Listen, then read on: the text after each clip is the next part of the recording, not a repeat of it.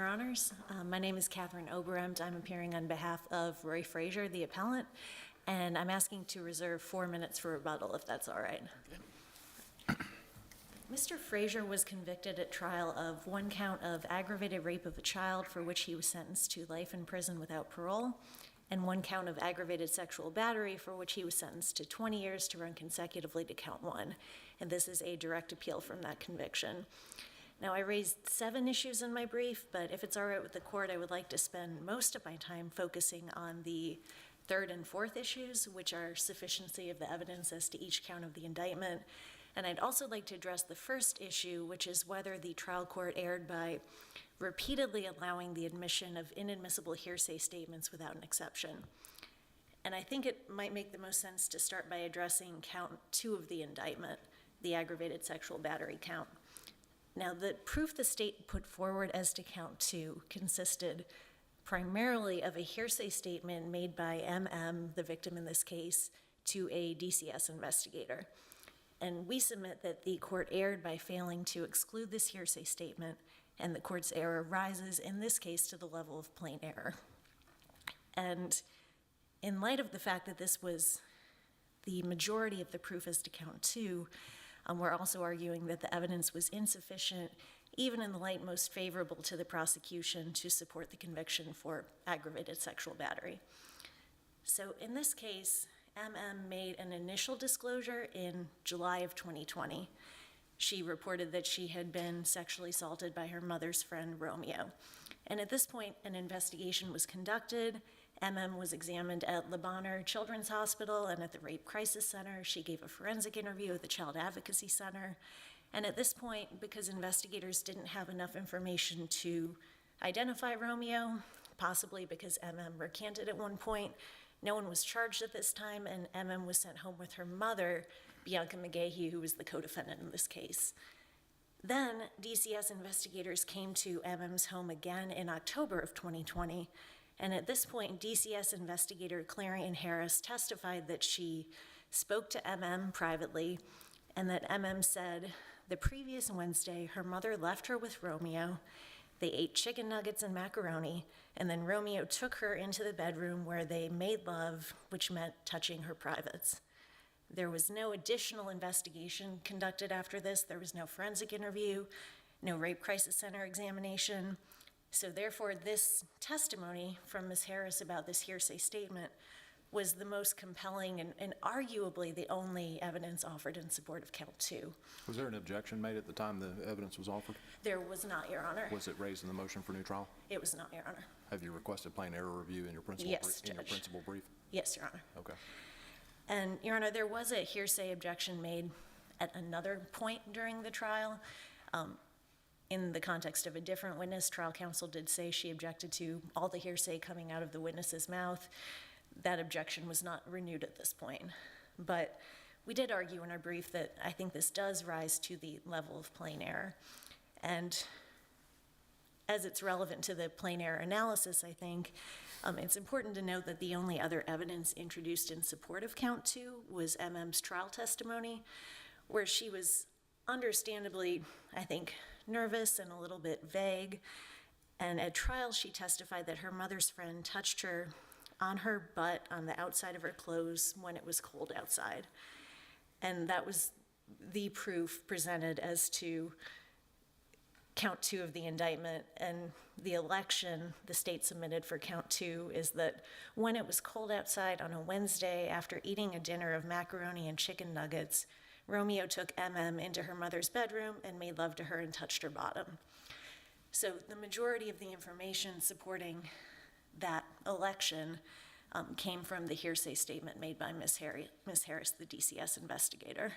Let me ask you this. How is the trial judge to know if the defense counsel maybe wants that hearsay to come in at that point in the trial? I mean, maybe it doesn't make much sense based on the statement, but, you know, the defense counsel knows the case, not the trial judge.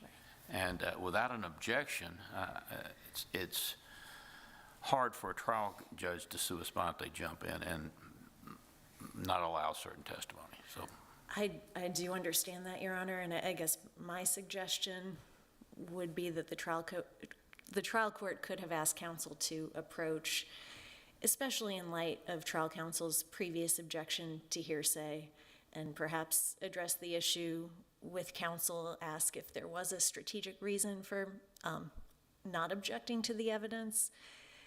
And I think, even though it is a difficult thing for a trial court to address, it wouldn't really change the plain error analysis for this court. And I do think that in this case, that particular hearsay statement satisfies the 5 factors of the plain error. Well, one of the things that Judge Holloway raises, I think, is particularly important, because when there's no objection, defense counsel, or excuse me, the state is not on notice to say why they're proffering the evidence. And that matters in a hearsay context probably most of all, because it's only hearsay excludable properly if it's being offered for the truth of the matter asserted in the statements. There are at least some bases, are there not, to believe that these statements are being offered for reasons other than their truth.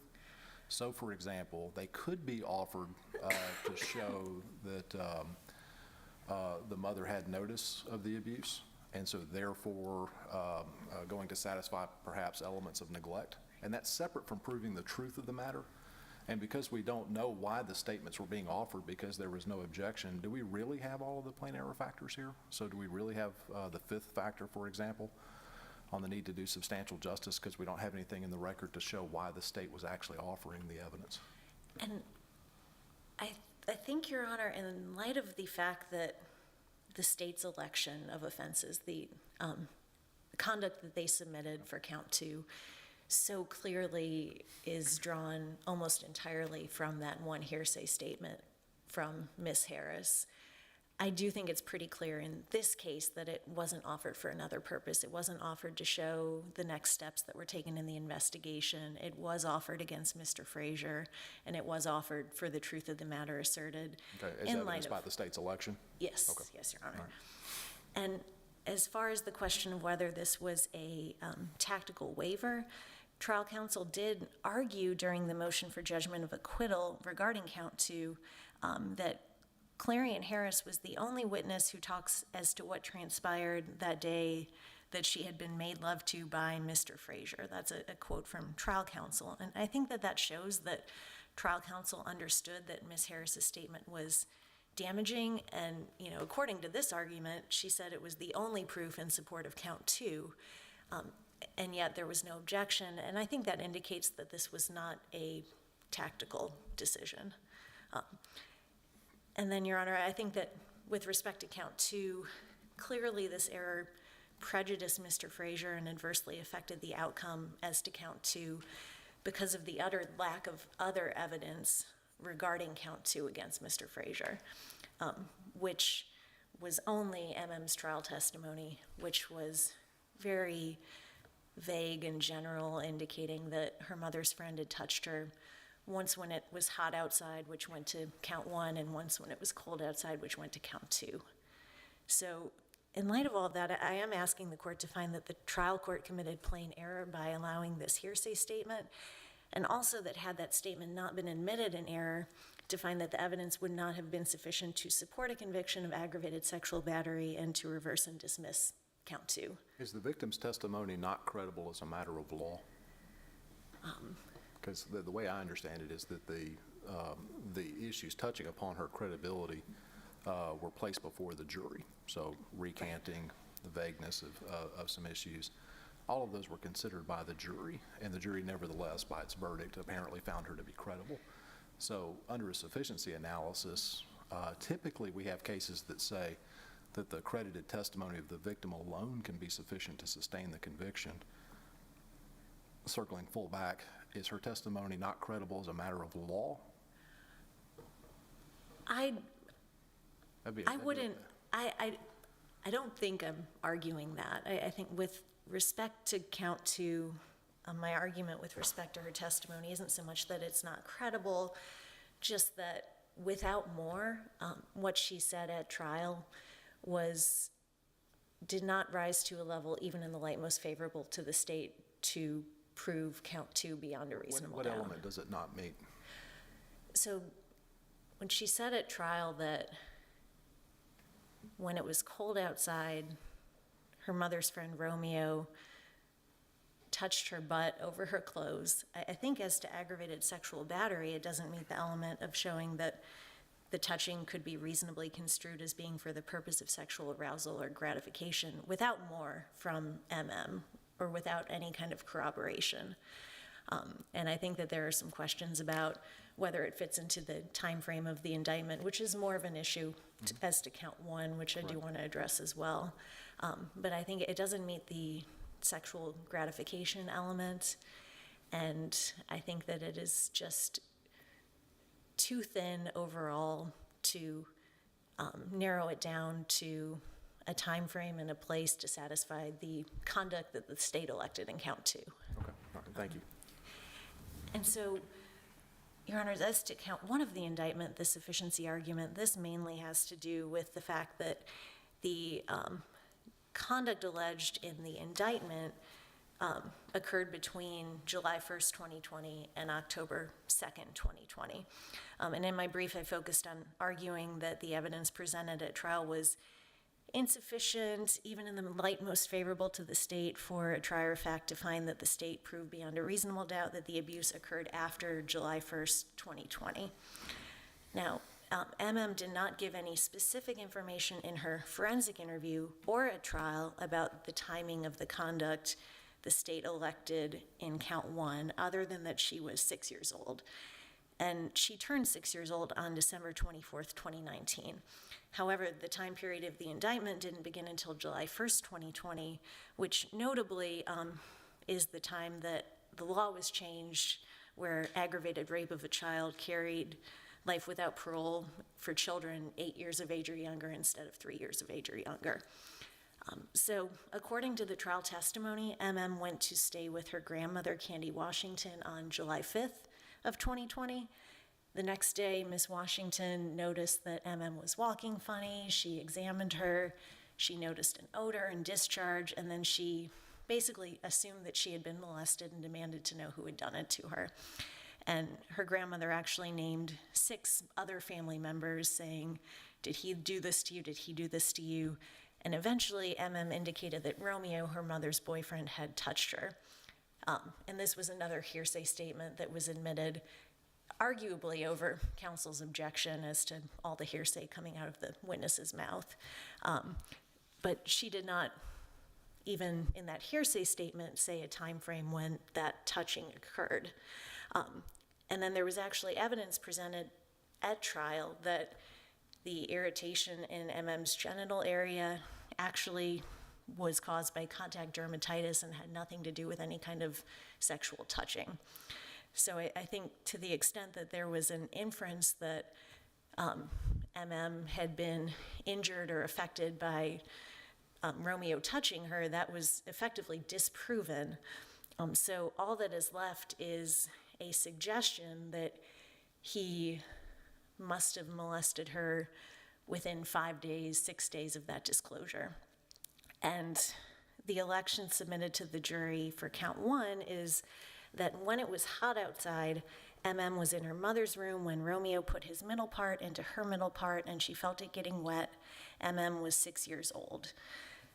And so I think were it not for the change in the law, were it not for the fact that after July 1st, Mr. Frazier would have committed aggravated rape of a child instead of rape of a child, it would have made abundantly more sense to elect a time frame starting when MM turned 6 years old, because I think there was a great deal of ambiguity about when this touching occurred, when Miss McGaughy's boyfriend started coming around, things like that.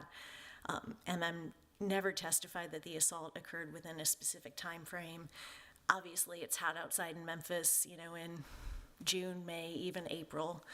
So even in the light most favorable to the prosecution, I don't think the evidence is sufficient to show that the conduct occurred after July 1st, 2020. Wasn't there proof of black and blue bruising? That's what the grandmother said. She basically said MM's private area was black and blue, and there was an odor and a discharge. However, there was also proof that the It came in through the sexual assault nurse examiner that MM was seen at Le Bonheur on July 12th. She was diagnosed with dermatitis.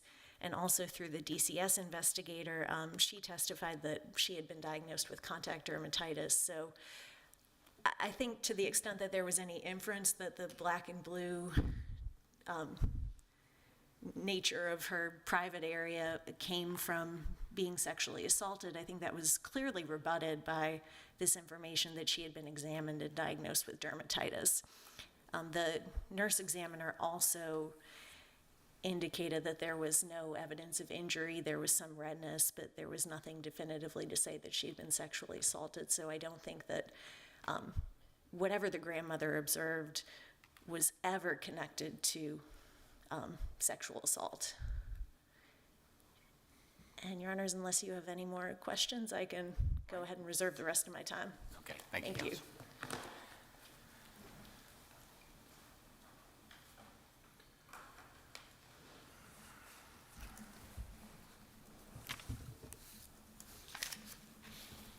Good afternoon, Your Honors, and may it please the court. Ronald Coleman on behalf of the state. This court should affirm the judgments because the proof overwhelmingly established the defendant's guilt, or defendant Frazier's guilt, and because the trial court did not plainly err in allowing these statements in. I'll go in the same order that my friend on the other side has, addressing this alleged hearsay comment. The brief seems to sort of take issue with three separate statements. The only one I've heard of today is the victim's statement to Investigator Harris. So that's the one I will address. Frazier seems to acknowledge that he's waived his challenge to this. But to your question, Judge Greenholz, he did ask for plain error review. In the principal brief, right? So he's entitled to plain error review if this court chooses to exercise his discretion. He's not entitled to plain error relief. Right. Because first and foremost, he can't establish the breach of a clear and unequivocal rule of law in that this is hearsay. To your point, Judge Greenholz, it's unclear exactly why at the time that the statement was admitted, what the purpose was for. It could have been to establish why. This is when DCS workers have come to MM's house and to Defendant McGaughy's house or apartment and ultimately arrest Defendant McGaughy and leave MM with a neighbor who's a family friend. And so one of the statements to come in was from that neighbor who said, I took her in because, she said that she'd been abused. And this other statement could also help go to establish why she was left with that neighbor. And if the defendant had objected, the state could have put that on. There could have been limiting instruction. We just don't know if that's the sole basis. And it's the defendant's failure to object that makes it unclear what the purpose was. But because the defendant can't establish it was explicitly, at the time it was admitted, put on for the truth of the matter asserted, he can't establish the breach of a clear and unequivocal rule of law. So your friend on the other side says, though, it's clear why it was offered or why it was tendered because the state's election later made it clear. I mean, the question I didn't ask was, once the hearsay is in, it can be considered for any purpose. Any evidentiary weight that it may have or may not have, it goes. But I wonder if the argument's kind of circular, and maybe that's why I withheld the question. But help me with that. I mean, she says you can tell why it was being offered simply by the nature of the election the state made. And I don't think so, because again, if there had been an objection, the state could have clarified. This is what, we're not offering it for the truth of the matter. We're offering it to show the effect on this listener and why the subsequent events happened. The judge could have offered a limiting instruction and the state could have acted accordingly. Once it's in and there's no objection, the state's not bound by that anymore. And so it's fully substantive, and the state's entitled to rely on it after the fact. That doesn't mean when they admitted it, when the testimony was elicited, that it was for that purpose. And again, the reason we're speculating today is because the defendant failed to object. So there's not a breach of a clear and unequivocal rule of law. There's also not, the defendant can't establish that it's tactical. And I know there's been a lot of discussion today about what do you have to do with tactical or not. But the clear basis here, and what often happens when defense attorneys choose not to object, is to not call attention to it. This was sort of a passing reference in Investigator Harris's sort of full colloquy of what happened, that also combined with the other DCS investigator and a police officer who all testified, oh, we just went there and we ended up arresting Defendant McGaughy. It could have easily been a tactical decision not to object and cause a scene when this statement was made, so that the jury, forgets about it or doesn't latch onto it. And whether that's successful or not doesn't matter. It was still tactical. And to your question, Judge Holloway, about what are trial courts kind of supposed to do if there's no objection, I think that would also defeat that exact purpose. If the trial court hears this comment and sua sponte says, hold up, we're going to stop, I want to talk to counsel about this comment, that just redirects a whole lot of attention to it and focuses the jury on it. So it makes sense for judges not to sua sponte pause proceedings.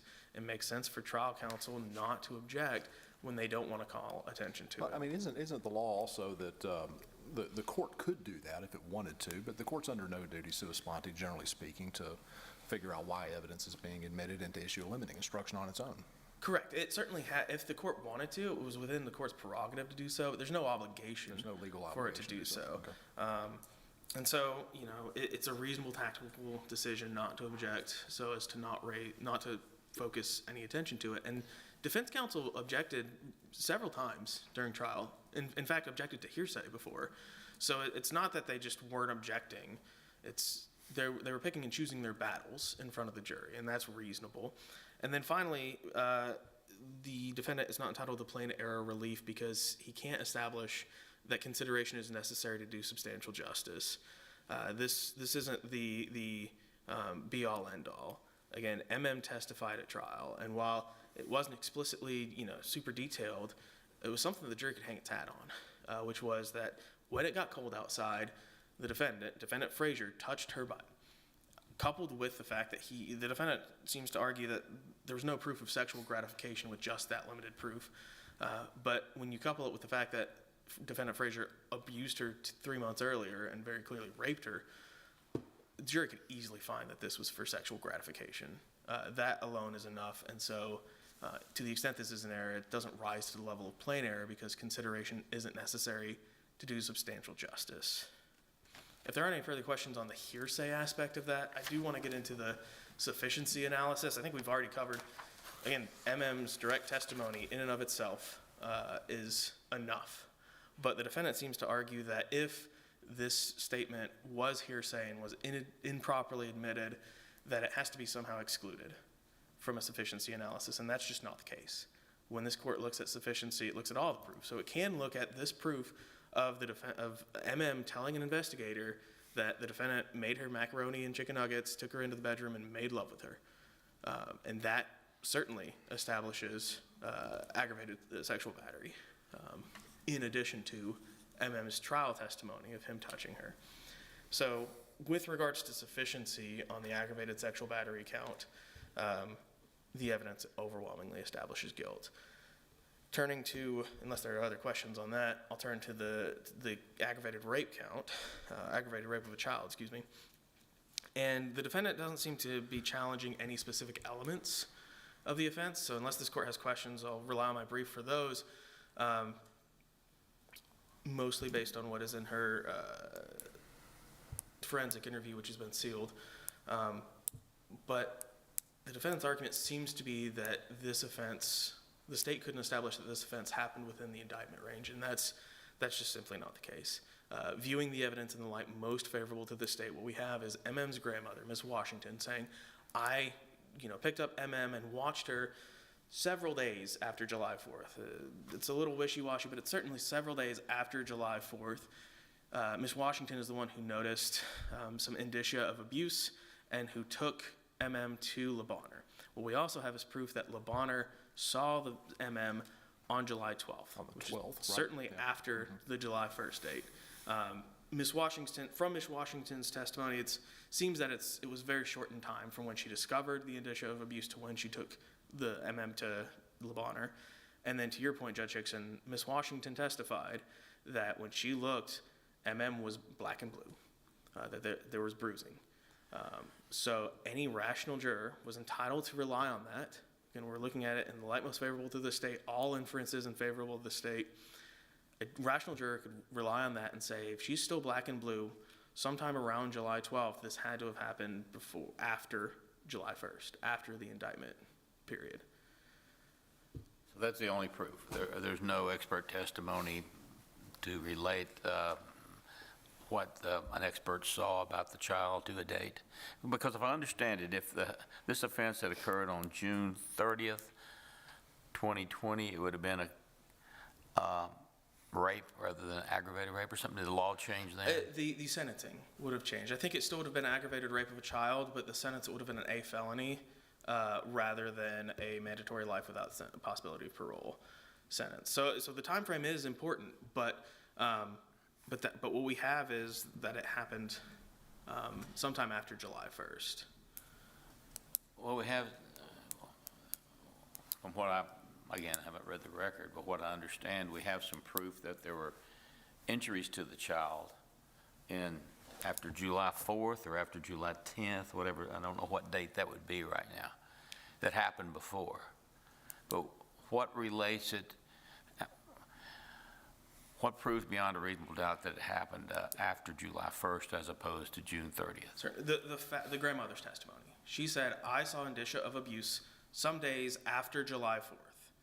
And when she saw that indicia of abuse, she saw that the victim was black and blue, had bruising. And a rational juror could say that bruising would have faded within 2 weeks or within 12 days. There's no expert testimony, no medical testimony of that? No, Your Honor. The medical experts seem to have focused on the specific injury of contact dermatitis. I'll use the victim's testimony to her middle part. And so we don't know exactly where this bruising was. It wasn't commented on.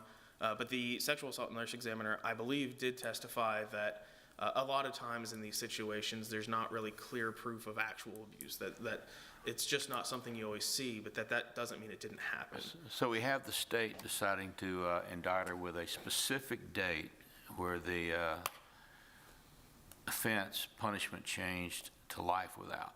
And I think that's because of the grandmother's testimony. This happens, she noticed it. The grandmother's testimony, they can indict her, it seems like you need some type of proof in the record to say that this type of injury would have occurred 3 days, 10 days, whatever it is, after the incident. I mean, we don't know what type of injury it is, Judge. Well, I mean, the state was putting on the proof. The injury that was alleged, we don't have any medical testimony because the medical examiners didn't find indicia of that. And they said that's fine. That's consistent with abuse at this age. Did they notice the bruising? That wasn't, I don't believe so, but again, I think they were focused on the allegations to the middle part. We don't know where the grandmother saw the bruising, whether it was her legs, down by her ankle. We don't know exactly. We know that Sounds like it's getting worse if now we don't even know what caused the bruising, and that's what we're trying to tie back to make this a post-July 1st date of offense. I understand that it is not the best proof in that a 6-year-old couldn't specifically define what date it was. But what we do have is the grandmother's testimony that she saw indicia of abuse several days after July 4th, and that the victim was still black and blue at that time. We're looking at whether a rational juror could reasonably find, viewing all the evidence in the light most favorable to the state, that's enough to establish that this had to have happened on or after July 1st. Based on no proof. Based on the proof that the victim was still bruised. Well, it may be, I don't want to put words into Judge Holloway's mouth, but it may be that. I'm looking for some words. Go ahead. No, that's okay. I would love to have more proof to it. I mean, what I hear you arguing is essentially is that the jury could exercise its common sense and everyday experience, and with its everyday experience conclude that the bruising could not have arisen, or that the acts giving rise to the bruising could not have occurred before July 1. That the jury has the opportunity to use its common sense, its everyday experience. And I think what I hear Judge Holloway saying is how far away from that are we now into speculative territory? So, jury gets to use its common sense, everyday experience, but are we really just speculating here? And I think maybe that's where the divide is in my mind. So can you speak to that? Yes, Judge Greenholz. I don't think that there is any speculation. I think there's a little bit of dot connecting here. What we have is, again, the grandmother's testimony that she noticed the bruising and it was a few days after July 4th. And then separately, the dot that's got to be connected is that the victim went to Le Bonheur on July 12th. Right. And so when they're using, again, as you put it so eloquently, their common sense, balancing of things that happened, there can be bruising sometime after July 4th, where the offense occurred after July 1st. And even if they don't notice the bruising on July 12th, that it could have faded by then, but that doesn't mean that it didn't happen, that it wasn't there when the grandmother noticed it, and that they can use their balancing and their common sense to say a bruise is going to fade in a couple of days. It had to have happened after July 1st. And if I was the trial judge, I would be expecting the state to call some type of expert witness that would come in and say bruising typically occurs within this frame of time. And based on my experience and knowledge, it happened after July 1 or at some point in time. I certainly wish that the state had been able to call someone like that. It would have made my job a lot easier on appeal. But again, when we're looking at sufficiency of the evidence, even though the state didn't call that, a rational juror can use their common sense on bruises. They've had I don't bruises. see their any whole life. evidence. You have a grandmother just saying it happened then. Grandmother And saying then she's you got the black and state blue. indicting her on a certain date. Grandmother saying a few days after July 4th, she was black and blue. A jury can use its common sense and say, I've gotten bruises in the past. Those bruises have faded in a few days. It had to have happened on or after July 1st. All right, so if it faded one day earlier than they were used to, which means it happened on, maybe one day later, on June 30th, it would be a completely different punishment of this defendant. I mean, yes, but again, it's not, we're not looking at, she saw the bruises on July 2nd. We're looking at a couple days after July 4th. So we're a week in past the deadline. I'm not an expert on child injuries. I don't know how long it takes, and for the bruises to fade or whatever the doctor would have seen to fade. That's the problem I've got, and we're allowing this grandmother, as best I can see, to be a lay opinion. Well, that so happened earlier. she's not providing an opinion, Judge Holloway. She was just saying, I saw the bruises. The jury is the one who has to connect the dots of I saw the bruises to when they were, to when the events happened. Well, how can they connect the dots without some type of proof? They can use their common sense as to when bruises would fade. Kind of reminds me of that serious bodily injury case law where I think it was under the significant risk of death prong maybe, and Supreme Court said the state would be required in this instance to put on proof, medical expert proof to demonstrate that there was in fact serious bodily injury in this case. And in some instances, you just can't rely on the jury to make speculative leaps like this. So in that case, with serious bodily injury, I believe you're referring to the Farmer case. The Farmer and the case, only yeah. proof that the state put on was the defendant got shot, or the victim got shot. What ended up happening is he went to the hospital for about an hour, was fine, was able to walk, had no significant damage. And the Supreme Court said, you've got to put on something more than that. Just being shot somewhere isn't enough. I know, but General, take off your general hat and put on your juror hat. Dude got shot. I mean, a juror's going to reasonably say that's serious bodily injury, right? Except that serious bodily injury is a legally defined term that has specific parameters. And so the Supreme Court said, as a matter of law, simply being shot, even though a juror would say, oh, that's probably real bad, that doesn't meet the legal definition. So as a matter of law, that's not enough. But that's not what we have here. On sufficiency, we are giving it to the jury, and we're saying they're allowed to use their common sense.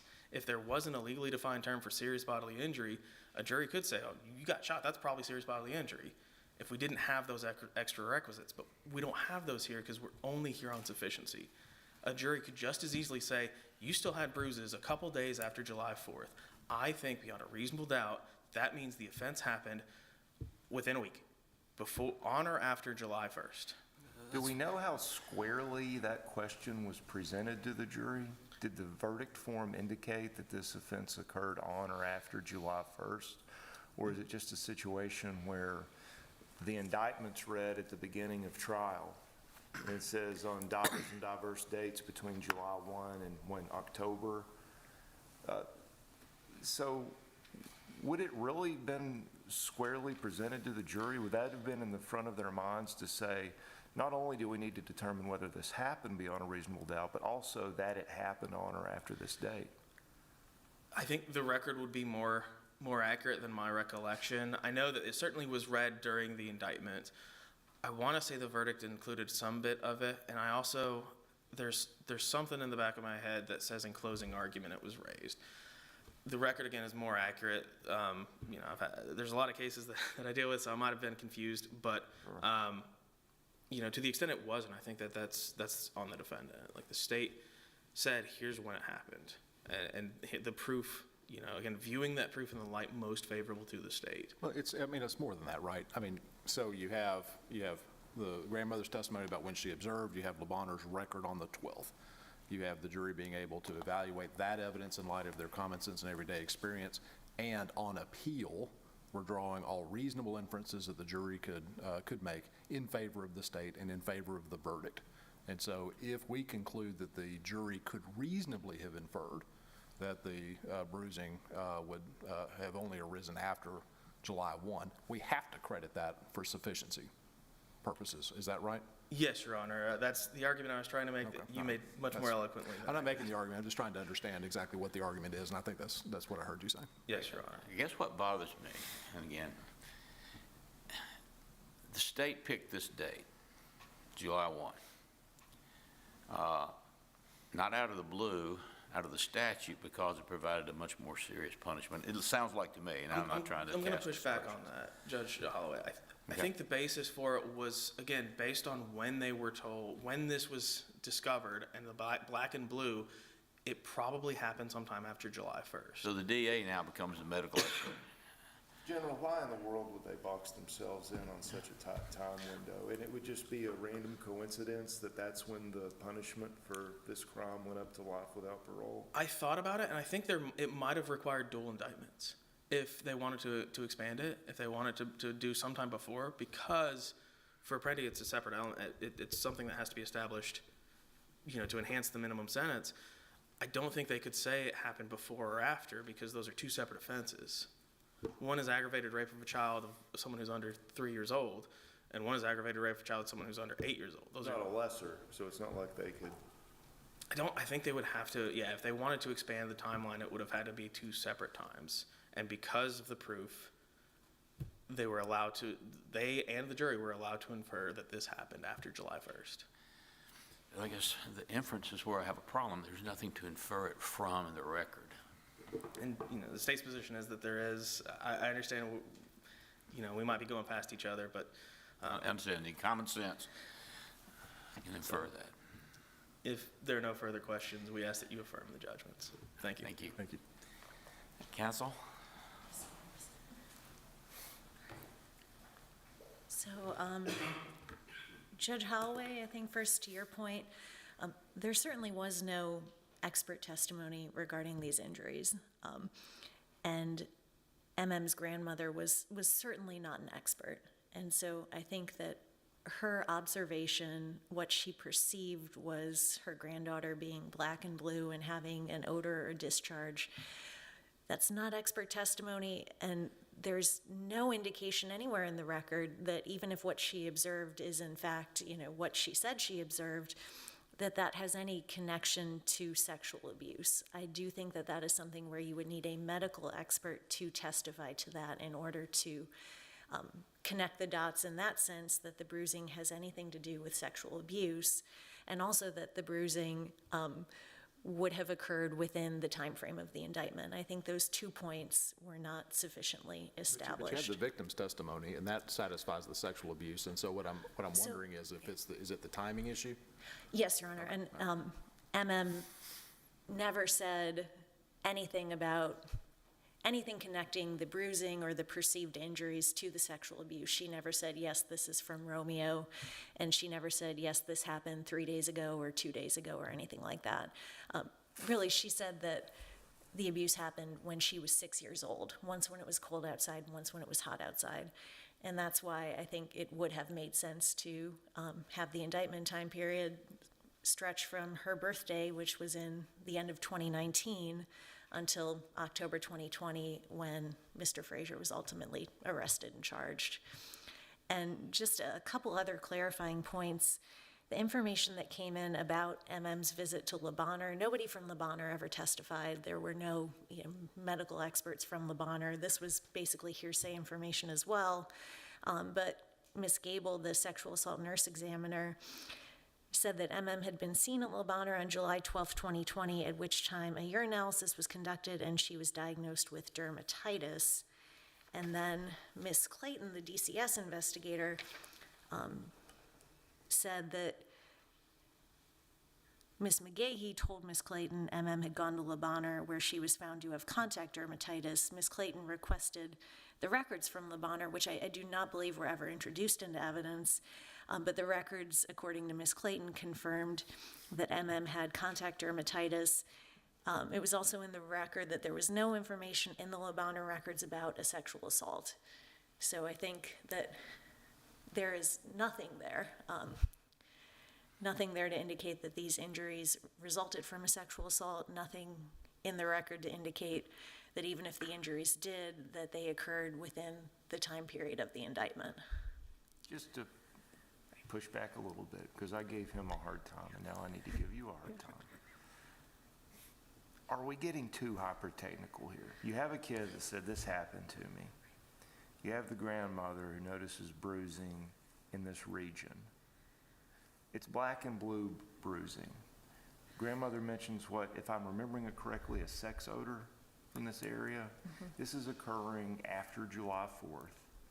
A reasonable juror sitting there thinking, okay, you have an odor, you have bruising in an area where it's unusual to see that. You have black and blue bruising, which, you know, using my common sense, that's a more recent bruise. If you view all of that in the light most favorable with the state, doesn't that get you post-July 1? And my response would be we're not getting too hyper-technical for a couple reasons. And one, I think, was the nature of the grandmother's testimony, which was summarized in our briefs, and, Your Honor, you can review. She was very much not an expert.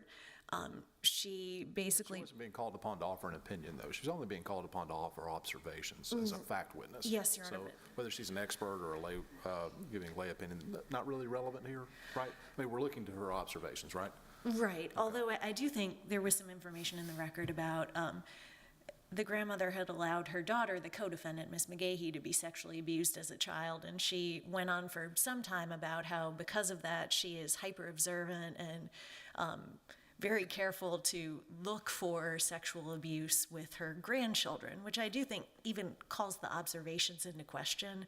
But mainly, I think it's not too hyper-technical because, as Your Honors pointed out, this does seem to be very much a choice on the state's part to indict for this time period so that Mr. Frazier would be looking at life without parole, rather than the very extensive sentence he would have been exposed to if he were convicted of a crime that happened before July 1st, 2020. And I think that because the state made that choice, they should be held to prove beyond a reasonable doubt that the conduct occurred within that time frame. And if there's not anything else. Were you trial counsel? No, Your I Honor. didn't think so. Did you take this appointment? Yes. Thank you for taking this appointment and doing this appeal. Yeah, thank You're you very very much. welcome. Yeah, thank you. Thank you. Thank you. All right. Nice, good briefs, good argument. Yes, Any break? thank you, counsel. Break? Good. Can we have a little break? Yeah. Okay. We're going to just take a real short break and we'll be right back.